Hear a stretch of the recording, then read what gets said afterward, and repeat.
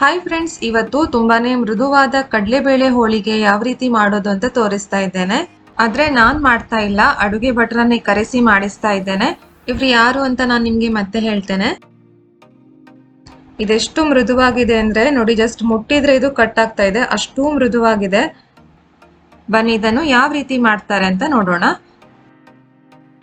ಹೋಳಿಗೆ ಮಾಡ್ಲಿಕ್ಕೆ ಮೊದಲಿಗೆ ಹಿಟ್ಟು ಕಲಿಸ್ಕೊಳ್ಬೇಕು. ಇದಕ್ಕೆ ಒಂದು ಪಾತ್ರೆಯಲ್ಲಿ 1/4 ಕಪ್ ಅಷ್ಟು ನೀರು, ಸ್ವಲ್ಪ ಉಪ್ಪು, 1 ಚಮಚ ಸಕ್ಕರೆ, 1/4 ಚಮಚ ಅರಿಶಿನ, ಮತ್ತೆ ಸ್ವಲ್ಪ ನೀರು ಹಾಕ್ತಾ ಇದ್ದಾರೆ. ಅಂದ್ರೆ ಇಲ್ಲಿ ಒಟ್ಟಿಗೆ 1/2 ಕಪ್ ಅಷ್ಟು ನೀರು ಹಾಕಿದ್ದಾರೆ. ಸಕ್ಕರೆ ಕರಗಬೇಕು. ಸಕ್ಕರೆ ಪೂರ್ತಿಯಾಗಿ ಕರಗಿದ ನಂತರ 2 ಟೇಬಲ್ ಸ್ಪೂನ್ ಅಷ್ಟು ಎಣ್ಣೆ ಹಾಕಬೇಕು. ಇಲ್ಲಿ ಯೂಸ್ ಮಾಡಿರೋದು ರಿಫೈನ್ಡ್ ಎಣ್ಣೆ. ಎಲ್ಲ ಚೆನ್ನಾಗಿ ಹೊಂದ್ಕೊಳ್ಳೋ ಹಾಗೆ ಒಮ್ಮೆ ಮಿಕ್ಸ್ ಮಾಡಿಕೊಂಡು ನಂತರ ಮೈದಾ ಹಾಕಬೇಕು.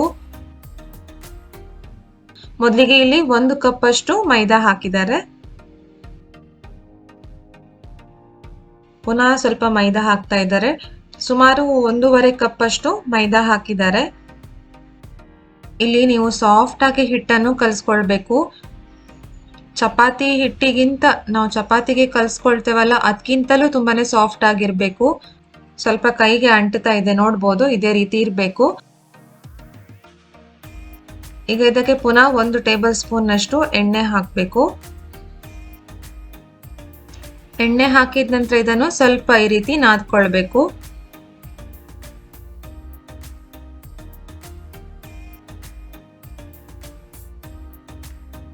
ಒಂದು ನಿಮಿಷ ಇದನ್ನು ಚೆನ್ನಾಗಿ ನಾದ್ಕೊಂಡಿದ್ದಾರೆ.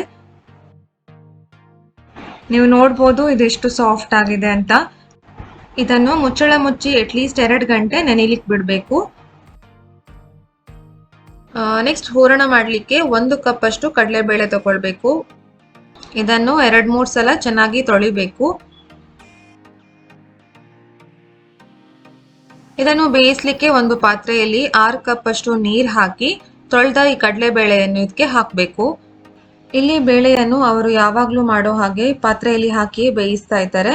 ಈ ರೀತಿ ಮಾಡುವಾಗ ಟೈಮ್ ಸ್ವಲ್ಪ ಜಾಸ್ತಿನೇ ಬೇಕಾಗತ್ತೆ. ನೀವು ಬೇಕಿದ್ರೆ ಕುಕ್ಕರ್ನಲ್ಲಿ ಹಾಕಿ ಕೂಡ ಬೇಯಿಸಬಹುದು. ಆದ್ರೆ ಬೇಳೆ ಜಾಸ್ತಿ ಬೆಂದ್ ಹೋಗದ ಹಾಗೆ ಬೇಯಿಸ್ಬೇಕಾಗತ್ತೆ. ಕುಕ್ಕರ್ನಲ್ಲಿ ಯಾವ ರೀತಿ ಬೇಯಿಸ್ಕೊಳ್ಳೋದಂತಾನು ಕೊನೆಗೆ ತೋರಿಸ್ತೇನೆ.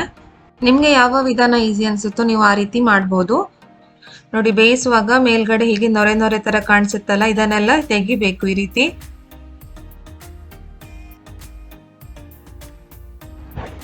ಇದು ಬೇಯ್ತಾ ಇರ್ಲಿ ಅಷ್ಟರಲ್ಲಿ ಮಿಕ್ಸಿ ಜಾರ್ನಲ್ಲಿ 2ರಿಂದ 2.5 ಚಮಚದಷ್ಟು ಸಕ್ಕರೆ ಹಾಕಿ ಇದರ ಜೊತೆಗೆ ಒಂದು ಸಣ್ಣ ತುಂಡು ಜಾಯಿಕಾಯಿ ಮತ್ತೆ 7-8 ಏಲಕ್ಕಿಯನ್ನು ಸಿಪ್ಪೆ ತೆಗೆದು ಹಾಕಬೇಕು.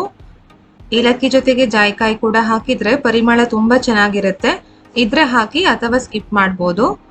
ಇವೆರಡನ್ನೇ ಹಾಕಿದ್ರೆ ಮಿಕ್ಸಿಯಲ್ಲಿ ನೈಸ್ ಆಗಿ ಪುಡಿ ಆಗಲ್ಲ, ಅದಕ್ಕೋಸ್ಕರ ಅಷ್ಟೇ ಸಕ್ಕರೆ ಹಾಕಿರೋದು. ಬೇಳೆ ಬೆಂದಿದ್ಯಾ ಅಂತ ಒಮ್ಮೆ ಚೆಕ್ ಮಾಡೋಣ. ನೋಡಿ, ಕೈಯಲ್ಲಿ ಒತ್ತಿದಾಗ ಇದು ಮ್ಯಾಶ್ ಆಗ್ತಾ ಇದೆ, ಅದರ ಮಧ್ಯದಲ್ಲಿ ಸ್ವಲ್ಪ ಬಿಳಿ ಬಿಳಿ ಕಾಣಿಸ್ತಾ ಇದೆ. ಈ ರೀತಿ ಇದ್ರೆ ಇನ್ನೂ ಸ್ವಲ್ಪ ಬೇಯಬೇಕಂತ ಅರ್ಥ. ಈಗ ಸುಮಾರಾಗಿ 45ರಿಂದ 50 ನಿಮಿಷ ಆಗಿದೆ. ನೋಡಿ, ಬೇಳೆ ಚೆನ್ನಾಗಿ ಬೆಂದಿದೆ. ಕೈಯಿಂದ ಒತ್ತಿ ನೋಡಿದಾಗ ಗೊತ್ತಾಗುತ್ತೆ. ನೋಡಿ, ಇದು ಪೂರ್ತಿಯಾಗಿ ಮ್ಯಾಶ್ ಆಗ್ತಾ ಇದೆ. ಸ್ವಲ್ಪನೂ ಗಟ್ಟಿ ತರ ಇರಬಾರ್ದು. ಈಗ ಇದನ್ನು ಸೋಸ್ಕೊಳ್ಬೇಕು. ಸೋಸ್ಕೊಂಡ ನಂತರ ಈ ಬೇಳೆ ಕಟ್ಟಿಂದ ನೀವು ಸಾರು ಬೇಕಿದ್ರು ಮಾಡ್ಬೋದು. ಕಾಯಿ ಮೆಣಸು ಮತ್ತೆ ಉಪ್ಪು ಹಾಕಿ ಕುದಿಸಿ ಒಣಮೆಣಸು ಮತ್ತು ಬೆಳ್ಳುಳ್ಳಿಯ ಒಗ್ಗರಣೆ ಕೊಟ್ರೆ ತುಂಬಾನೇ ಚೆನ್ನಾಗಿರುತ್ತೆ. ನೋಡಿ, ಪುನಃ ತೋರಿಸ್ತಾ ಇದ್ದೇನೆ. ಇದೇ ರೀತಿ ಸರಿಯಾಗಿ ಬೆಂದಿರ್ಬೇಕು ಬೇಳೆ. ನೀರನ್ನೆಲ್ಲ ಪೂರ್ತಿಯಾಗಿ ಸೋಸ್ಕೊಂಡ ನಂತರ ಈ ಬೇಯಿಸಿದ ಬೇಳೆಯನ್ನು ಒಂದು ಕಾವಲಿಗೆ ಹಾಕಬೇಕು. ಇದಕ್ಕೆ 1 ಕಪ್ ಅಷ್ಟು ಸಕ್ಕರೆ ಹಾಕಬೇಕು. ನೀವು ಯಾವ ಕಪ್ ನಲ್ಲಿ ಬೇಳೆ ಅಳತೆ ಮಾಡಿ ಹಾಕಿರ್ತೀರೋ ಅದೇ ಕಪ್ ನಲ್ಲಿ ಸಕ್ಕರೆಯನ್ನು ಕೂಡ ಅಳತೆ ಮಾಡಿ 1 ಕಪ್ ಅಷ್ಟು ಹಾಕಬೇಕು. ಸಕ್ಕರೆ ಕರಗಿದ ನಂತರ ಇದು ತೆಳುವಾಗುತ್ತೆ. ಹೀಗೆ ತೆಳುವಾದ ನಂತರ ಮತ್ತೆ ಇದನ್ನು ಸ್ವಲ್ಪ ಗಟ್ಟಿ ಆಗುವವರೆಗೆ ಮಗುಚುತ್ತಾ ಇರಬೇಕು. ನೋಡಿ, ಈ ಹದ ಬರಬೇಕು. ನೀವು ತೀರಾ ಗಟ್ಟಿ ಮಾಡ್ಕೊಂಡ್ರೆ ತಣ್ಣಗಾದ ನಂತರ ಇನ್ನೂ ಗಟ್ಟಿ ಆಗುತ್ತೆ. ಇದಕ್ಕೆ ಪುಡಿ ಮಾಡ್ಕೊಂಡಿದ್ದ ಏಲಕ್ಕಿ ಮತ್ತು ಜಾಯಿಕಾಯಿಯನ್ನು ಹಾಕಬೇಕು. ಸರಿಯಾಗಿ ಒಮ್ಮೆ ಮಿಕ್ಸ್ ಮಾಡಿಕೊಂಡು ಗ್ಯಾಸ್ ಆಫ್ ಮಾಡ್ಕೊಳ್ಬೇಕು. ಇದರ ಹದ ಯಾವ ರೀತಿ ಇದೆ ಅಂತ ನೀವಿಲ್ಲಿ ನೋಡ್ಬೋದು. ಈಗ ಇದು ಸ್ವಲ್ಪ ತಣ್ಣಗಾಗ್ಲಿ, ನಂತರ ಇದನ್ನು ಮಿಕ್ಸಿಗೆ ಹಾಕಿ ರುಬ್ಬೇಕು. ಪೂರ್ತಿಯಾಗಿ ತಣ್ಣಗಾಗಬಾರ್ದು, ಸ್ವಲ್ಪ ಬಿಸಿ ಇರುವಾಗಲೇ ರುಬ್ಕೊಳ್ಬೇಕು. ಸ್ವಲ್ಪ ಸ್ವಲ್ಪನೇ ಹಾಕೊಂಡು ಮಿಕ್ಸಿಯಲ್ಲಿ ರುಬ್ಕೊಳ್ಬೇಕು. ಒಮ್ಮೆಲೆ ಜಾಸ್ತಿ ಹಾಕಿದ್ರೆ ನೈಸ್ ಆಗಿ ಗ್ರೈಂಡ್ ಆಗಲ್ಲ. ಇದನ್ನು ನುಣ್ಣಗೆ ರುಬ್ಕೊಳ್ಬೇಕು, ಬೇಳೆ ಬೇಳೆ ಉಳ್ದಿರ್ಬಾರ್ದು.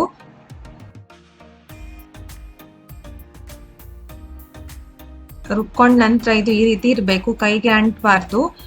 ಆಮೇಲೆ ನಿಮ್ಗೆ ಹೋಳಿಗೆ ಯಾವ ಸೈಜ್ ನಲ್ಲಿ ಬೇಕೋ ಅದಕ್ಕೆ ಸರಿಯಾಗಿ ಉಂಡೆಗಳನ್ನು ಮಾಡ್ಕೊಳ್ಬೇಕು. ಇಲ್ಲಿ ನೋಡಿ ಎಲ್ಲ ಉಂಡೆಗಳನ್ನು ಮಾಡ್ಕೊಂಡಾಗಿದೆ. ಈಗ 2 ಗಂಟೆ ಆಗಿದೆ ನೋಡಿ, ಕಣಕ ಚೆನ್ನಾಗಿ ನೆಂದಿದೆ. ಈಗ ಸ್ವಲ್ಪ ಕಣಕವನ್ನು ತಗೊಂಡು ಮೈದಾದಲ್ಲಿ ಅದ್ದಿ ಒಂಚೂರು ಅಗಲ ಮಾಡ್ಕೊಳ್ಬೇಕು. ಕಣಕ ನೀವು ಇಷ್ಟೇ ತಗೊಂಡ್ರೆ ಸಾಕು, ಹೂರಣ ಜಾಸ್ತಿ ಇರಬೇಕು. ನಂತರ ಈ ಹೂರಣವನ್ನು ಇದ್ರೊಳಗೆ ಇಟ್ಟು ಇದನ್ನು ಕವರ್ ಮಾಡಬೇಕು. ನೋಡಿ ಇಲ್ಲಿ ತೋರಿಸಿರೋ ಹಾಗೆ ಇದನ್ನು ಕರೆಕ್ಟ್ ಆಗಿ ನೀವು ಕ್ಲೋಸ್ ಮಾಡಬೇಕಾಗತ್ತೆ. ಕ್ಲೋಸ್ ಮಾಡಿದ ಭಾಗವನ್ನು ಹಿಟ್ಟಲ್ಲಿ ಅದ್ದಿ ಆ ಭಾಗ ಕೆಳಗಡೆ ಬರುವ ಹಾಗೆ ಇಡಬೇಕು. ಯಾರೀ ಅಡುಗೆ ಭಟ್ರು, ಯಾರನ್ನು ಕರೆಸಿ ನಾನು ಮಾಡಿಸ್ತಾ ಇದ್ದೇನೆ ಅಂತ ಅನ್ಕೊಳ್ತಿದ್ದೀರಾ? ಬೇರೆ ಯಾರು ಅಲ್ಲ, ಇವರು ನನ್ನ ಅಪ್ಪ. ಅಡುಗೆ ಭಟ್ರು ಅಂತ ಯಾಕೆ ಹೇಳ್ದೆ ಅಂದ್ರೆ ಅವ್ರದ್ದು ಸಣ್ಣ ಕ್ಯಾಟರಿಂಗ್ ಬಿಸ್ನೆಸ್ ಇದೆ. ಅವ್ರು ಮಾಡೋ ಹೋಳಿಗೆ ತೆಳುವಾಗಿ ಹಾಗೆ ಮೃದುವಾಗಿ ತುಂಬಾನೇ ರುಚಿಯಾಗಿರುತ್ತೆ. ಹಾಗಾಗಿ ಅವ್ರ ಹತ್ರನೇ ಹೋಳಿಗೆ ಮಾಡಿಸಿ ನಿಮ್ಗೆ ಇವತ್ತು ಇಲ್ಲಿ ವಿಡಿಯೋ ಮಾಡಿ ತೋರಿಸ್ತಾ ಇದ್ದೇನೆ. ಎಲ್ಲವನ್ನು ಇದೇ ರೀತಿ ಮಾಡಿ ಇಟ್ಟಿದ್ದಾರೆ. ಎಷ್ಟು ಚೆನ್ನಾಗಿ ಎಲ್ಲ ಒಂದೇ ಸೈಜ್ ನಲ್ಲಿ ಮಾಡಿದ್ದಾರೆ, ನೀವು ನೋಡ್ಬೋದು. ನಂತರ ನಾವು ಹೂರಣ ತುಂಬಿ ಮುಚ್ಚಿರ್ತೇವಲ್ಲ, ಆ ಭಾಗ ಕೆಳಗಡೆ ಬರುವ ಹಾಗೆ ಇಟ್ಟು ಹಗೂರವಾಗಿ ಜಾಸ್ತಿ ಬಲ ಹಾಕದೆ ಲಟ್ಟಿಸ್ಬೇಕು. ಕಣಕ ಸಾಫ್ಟ್ ಆಗಿರೋದ್ರಿಂದ ತೆಳುವಾಗಿ ಲಟ್ಟಿಸ್ಬೋದು. ನಮ್ಮ ಉಡುಪಿ ಮಂಗಳೂರು ಕಡೆ ಹೋಳಿಗೆ ಮಾಡುವಾಗ ಎಣ್ಣೆ ಹಾಕಿ ತಟ್ಟಲ್ಲ ಅಥವಾ ಎಣ್ಣೆ ಹಾಕಿ ಲಟ್ಸ್ಕೊಳ್ಳಲ್ಲ, ಇದೇ ರೀತಿ ಮೈದಾ ಹಾಕಿ ಲಟ್ಟಿಸ್ತೇವೆ. ನೋಡಿ ಇಷ್ಟು ತೆಳುವಾಗಿ ಲಟ್ಟಿಸಿದ್ದಾರೆ. ಈ ಕಡೆ ಕಾವಲಿ ಕೂಡ ಬಿಸಿಯಾಗಿದೆ. ಈ ಲಟ್ಟಿಸ್ಕೊಂಡ ಹೋಳಿಗೆಯನ್ನು ಇದರ ಮೇಲೆ ಹಾಕಬೇಕು. ಗ್ಯಾಸ್ ಅನ್ನು ಮೀಡಿಯಂ ಫ್ಲೇಮ್ ನಲ್ಲಿಟ್ಟು ಇದನ್ನು ಬೇಯಿಸಬೇಕು. ನೋಡಿ ಹೀಗೆ ಸ್ವಲ್ಪ ಸ್ವಲ್ಪ ಗುಳ್ಳೆ ಗುಳ್ಳೆ ತರ ಬಂದ ನಂತರ ಇದನ್ನು ತಿರುವಿ ಹಾಕಿ ಇನ್ನೊಂದು ಸೈಡ್ ಕೂಡ ಬೇಯಿಸಬೇಕು. ನೋಡಿ ಎಷ್ಟು ಚೆನ್ನಾಗಿ ಉಬ್ಬಿ ಬರ್ತಾ ಇದೆ ಅಂತ.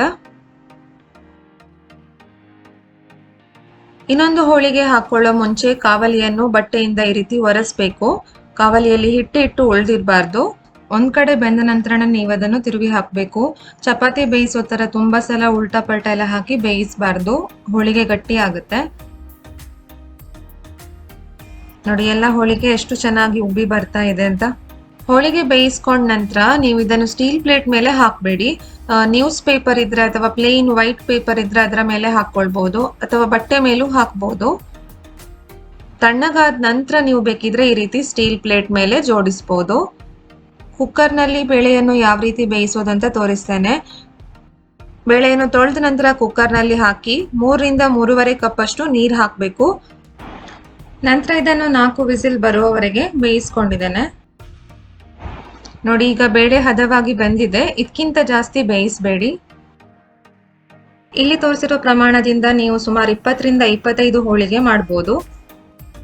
ಬಿಸಿ ಬಿಸಿ ಹೋಳಿಗೆ ಮೇಲೆ ತುಪ್ಪ ಹಾಕಿ ತಿಂತಾ ಇದ್ರೆ ಆಹಾ ಎಷ್ಟು ರುಚಿಯಾಗಿರುತ್ತೆ ಅಂದ್ರೆ ತುಂಬಾನೇ ಚೆನ್ನಾಗಿರುತ್ತೆ. ಎಷ್ಟು ತೆಳುವಾಗಿ ಮತ್ತೆ ಮೃದುವಾಗಿ ಬಂದಿದೆ ಅಂತ ನೀವೇ ನೋಡ್ಬೋದು. ನೀವು ಒಮ್ಮೆ ಮನೆಯಲ್ಲಿ ಟ್ರೈ ಮಾಡಿ ನೋಡಿ. ಇದೇ ರೀತಿ ತೆಳುವಾಗಿ ಹಾಗೆ ಮೃದುವಾಗಿ ಹೋಳಿಗೆ ಮಾಡ್ಕೊಳ್ಬಹುದು. ಅಪ್ಪ ಮಾಡಿದ ಈ ಹೋಳಿಗೆ ರೆಸಿಪಿ ನಿಮ್ಗೆ ಇಷ್ಟ ಆಗಿದೆ ಅಂತ ಅನ್ಕೊಳ್ತೀನಿ. ಇಷ್ಟ ಆಗಿದ್ರೆ ಈಗಲೇ ಒಂದು ಲೈಕ್ ಮಾಡಿ. ನಿಮ್ಮ ಅನಿಸಿಕೆ ಅಭಿಪ್ರಾಯವನ್ನು ಕಮೆಂಟ್ ಮೂಲಕ ತಿಳಿಸಿ. ಹಾಗೆ ಈ ಚಾನೆಲ್ ಅನ್ನು ಸಬ್ಸ್ಕ್ರೈಬ್ ಮಾಡಿ. Thank you.